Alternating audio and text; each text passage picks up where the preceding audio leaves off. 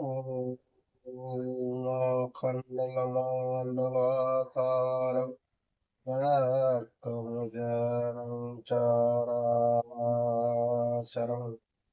तत्पादमदर्शितं जन तस्मै श्री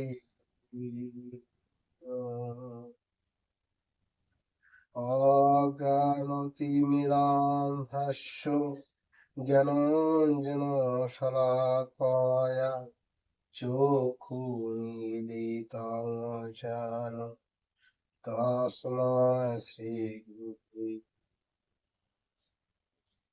गुरुब्रह्मा गुरुर्विष्णु गुरुदेवो महेश्वरो गुरुदेवो परब्रह्म तस्मै श्रीगुरुवे नमः।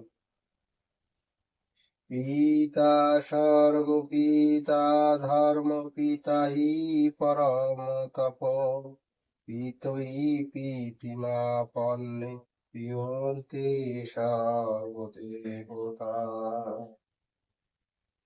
माता जननी धरित्री दयाद्यो हि दया सती देवी भोरमणि श्रेष्ठा निर्दोषा सर्वदुःखहरा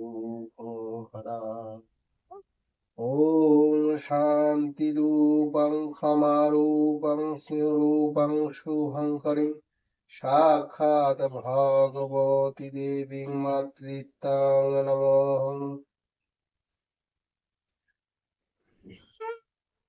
ॐ कृष्णाय वासुदेवाय हरे परमात्मने प्रणतक्लेशनाशाय गोविन्दाय नमो नमः।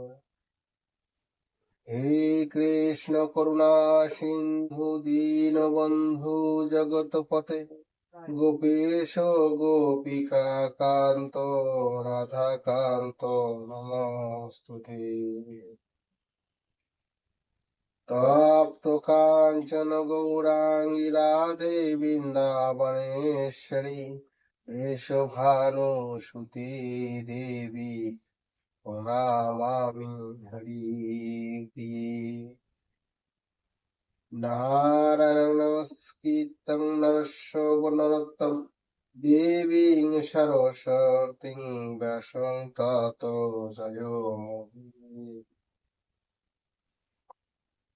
ॐ पार्थाय पोतिबोधितं भगवता नारायण शरणं व्यासेन ग्रथितं पुराणमूर्ति महाभारतम् आद्वैतामृतवर्षिणीं भगवतीमष्टादशाध्यायीम् आमोतमनुसंधामि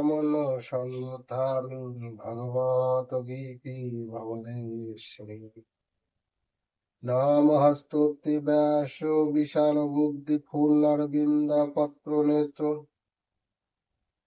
जेनोत्तया भारततैलपुण्य प्रचालितो ज्ञानमय प्रदीप प्रपन्नपारिजाताय तोत्रवत्रेकापानाय ज्ञानमुद्राय कृष्णाय गीतामित्रोदुभे नमः। वसुदेवं सुतं देवं कंसचाणूरमर्दनं देवकी परमानन्दं कृष्णं वन्दे जगत्।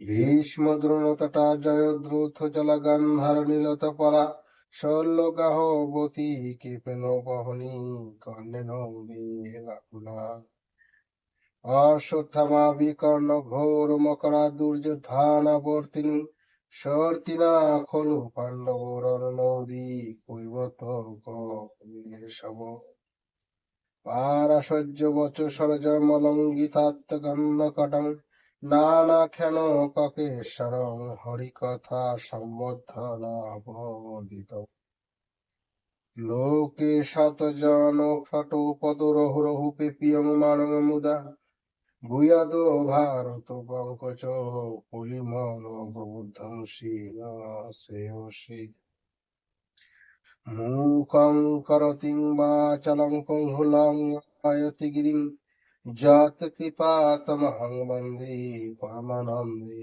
মাধব। উপস্থিত সকল সাধুগুরু বৈষ্ণবের চরণে আমার শতকোটি প্রণাম। শ্রীমদ ভাগবত গীতা শ্রীমদ ভাগবত পাঠের উচ্চারণে ভুল ত্রুটি হলে নিজ সন্তান ভাই বন্ধু মনে করে ক্ষমা করে। জয় জয় শ্রীমদ ভাগবত গীতা ভাগবত প্রেমানন্দে হরি হরি বলো। জয় জয় শ্রী রাধা কৃষ্ণ প্রেমানন্দে হরি হরি বলো। শ্রীমদ ভাগবত গীতা অধ্যায় 4 শ্লোক। যদা যদা হি ধর্মস্য গ্লানি ভবতি ভারত অভ্যুত্থান নম ধর্মস্য তদাত্মনঃ সৃজামঃ। হে ভারত বংশীয় অর্জুন, যখনই ধর্মের গ্লানি এবং অধর্মের অভ্যুত্থান হয়, সেই সময়ে আমি নিজেকে সাকার রূপে প্রকট করি, দেহ ধারণ। যদা যদা হি ধর্মস্য অভ্যুত্থান মা ধর্মস্য। ধর্মের গ্লানি এবং অধর্মের বৃদ্ধির তাৎপর্য হলো ভগবত প্রেমী ধর্মাত্মা সদাচারী নিরপরাধ এবং নির্বল মানুষের উপর নাস্তিক পাপী দুরাচারী বলবান ব্যক্তিদের অত্যাচার বৃদ্ধি পাওয়ায় এবং মানুষের মধ্যে সদ্গুণ সদাচার অত্যন্ত কমে গিয়ে দুর্গুণ দুরাচারের অত্যাধিক বৃদ্ধি পাওয়া। যদা যদা পদটির তাৎপর্য হলো যে যখন যখন প্রয়োজন হয় তখন তখনই ভগবান অবতীর্ণ হয়। একটি যুগের যতবার প্রয়োজন এবং অবকাশ হয় ততবারই তিনি অবতরণ করেন। উদাহরণ দিয়ে বলা যায়, সমুদ্র মন্থনের সময় ভগবান অজিত রূপে সমুদ্র মন্থন করেছিলেন। কচ্ছপ রূপে মন্দার পর্বতকে ধারণ করেছিলেন এবং সহস্র বাহুরূপে মন্দার পর্বতের উপর থেকে চেপে রেখেছিলেন। আবার দেবগণকে অমৃত ভাগ দেবার জন্য মোহিনী রূপে ধারণ করেছিলেন। এইভাবে ভগবান একসঙ্গে অনেক রূপে ধারণ করেছিলেন। অধর্ম বৃদ্ধি এবং ধর্ম হ্রাস হওয়ার প্রধান কারণ হলো বিনাশীল পদার্থের প্রতি আকর্ষণ। যেমন মাতা এবং পিতা হতে দেহ সৃষ্টি হয়, তেমনি প্রকৃতি এবং পরমাত্মার সহযোগে জগৎ সৃষ্টি। এতে প্রকৃতি এবং তার কার্য সংসার প্রশিক্ষণ পরিবর্তিত হচ্ছে, কখনো এক মুহূর্ত একই ভাবে থাকে। অপরপক্ষে পরমাত্মা ও তার অংশ জীবাত্মা উভয় সমস্ত দেশ কাল ইত্যাদি নিত্য নিরন্তর অবস্থান করে। এতে কখনো কিছুকাল পরিবর্তন হয় না। জীবন যখন অনিত্য, উৎপত্তি ও বিনাশশীল প্রকৃত পদার্থ থেকে সুখ পাওয়ার ইচ্ছা পোষণ করে এবং সেগুলি প্রাপ্তিতে সুখী হয়, তখন তার পতন আরম্ভ হয়। মানুষের সাংসারিক ভোগ এবং সম্পদ সংগ্রহে যেমন যেমন আসক্তি বাড়তে থাকে, সমাজে অধর্ম তেমন ভাবে বৃদ্ধি পেতে থাকে এবং অধর্ম যেমন বৃদ্ধি পেতে থাকে, সমাজে পাপাচরণ, কলহ, বিদ্রোহ ইত্যাদি দোষ বৃদ্ধি পেতে থাকে। সত্য, ত্রেতা, দাপর এবং কলি, এই 4 যুগের দিকে দৃষ্টি দিলে বোঝা যায় যে এগুলিতে ধর্ম ক্রমশ হ্রাস হয়ে থাকে। সত্য যুগে ধর্মের 4টি চরণ থাকে, ত্রেতা যুগে থাকে ধর্মের 3টি চরণ, দাপর যুগে 2টি চরণ আর কলি যুগে মাত্র 1টি চরণই থাকে। যখন কোন যুগ ধর্মের প্রয়োজনীয় মূল্যবানের থেকে অধিক হ্রাস পায়, তখনই ভগবান তা পুনঃস্থাপন করার নিমিত্ত অবতীর্ণ হয়। তদাত্মনং সৃজামহম। যখনই ধর্মের গ্লানি এবং অধর্মের বৃদ্ধি হয়, তখনই ভগবান অবতার রূপ গ্রহণ করে। সুতরাং ভগবানের অবতরণের প্রধান প্রয়োজন হলো ধর্ম সংস্থাপন করা এবং অধর্মকে নাশ করা। ধর্মের হানি এবং অধর্ম বৃদ্ধি হলে মানুষের অধর্মের প্রবৃত্তি হয়। অধর্মের প্রবৃত্তি হলে তাদের পতন স্বাভাবিক হয়। ভগবান প্রাণী মাত্রেই পরম শহীদ, তাই মানুষের পতন রোধ করার জন্য তিনি স্বয়ং অবতার রূপ ধারণ করেন।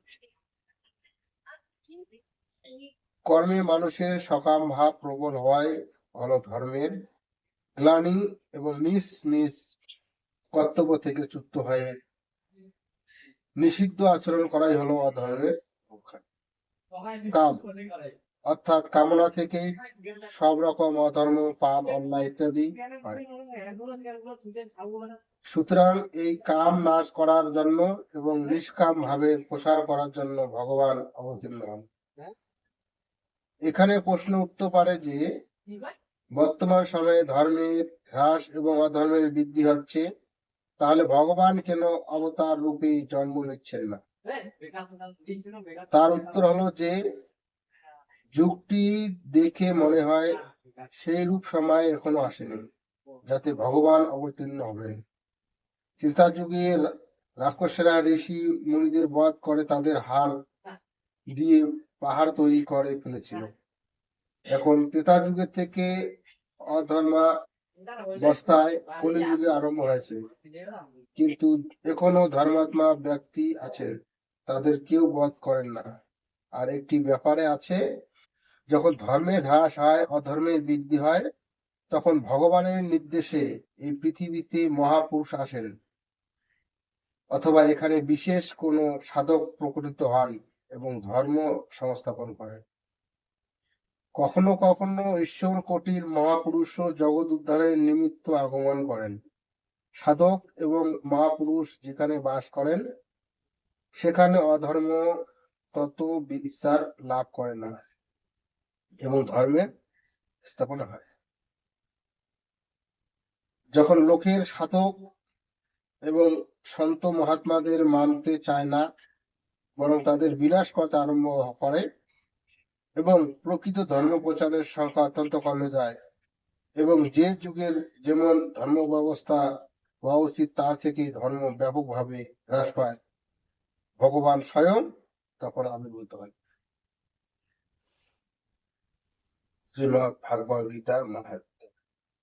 ওম গঙ্গা গীতা চ সাবিত্রী সীতা সতা প্রতিব্রতা ব্রহ্মবলি ব্রহ্মবিতা ঈশান্নামূর্তিকায় অর্ধমাত্রা চিতানন্দ ভক্তিভ্রান্তি নাশিন বিধোত্তয়ী পরমানন্দ তথাত্ম জ্ঞানঞ্জুরি ইতি তানি জপুনিত্যং নরুনিঃশলমানস জ্ঞানসিদ্ধি লবনিত্যং তদন্তে পরম পদ। হরে কৃষ্ণ কৃষ্ণ কৃষ্ণ হরে হরে, হরে রাম রাম রাম হরে হরে। জয় জয় শ্রীমদ ভাগবত গীতা ভাগবত প্রেমানন্দে হরি হরি বলো হরি। জয় জয় শ্রী রাধা কৃষ্ণ প্রেমানন্দে হরি হরি বলো।